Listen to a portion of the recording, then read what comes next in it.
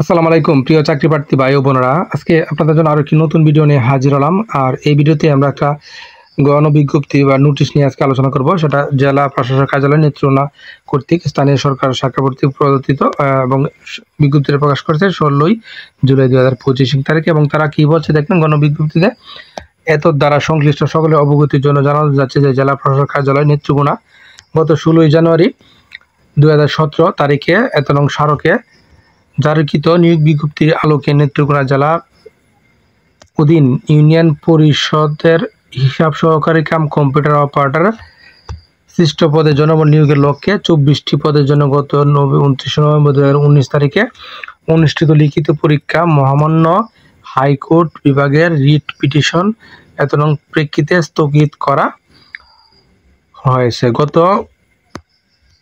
19 June 2025 তারিখে নিয়োগ বাছাই কমিটির সবার সিদ্ধান্তে আলোকে উক্ত লিখিত পরীক্ষা বাতিল করা হলো এবং উল্লেখিত লিখিত পরীক্ষা অংশগ্রহণকারী প্রার্থীকে পরবর্তীতে লিখিত পরীক্ষায় অংশগ্রহণের জন্য তার প্রবেশপত্র ইস্যু করবে। আশা করি বুঝতে পারছেন। অর্থাৎ এখানে যারা লিখিত পরীক্ষায় অংশগ্রহণ করেছিলেন তাদের লিখিত পরীক্ষা বাতিল করা হলো এবং পরবর্তীতে কখন তা লিখিত পরীক্ষা অনুষ্ঠিত হবে তারা কিন্তু প্রবেশপত্রের মাধ্যমে তারা জানিয়ে দিবে। তো আশা করি বিষয়টা বুঝতে পারছেন।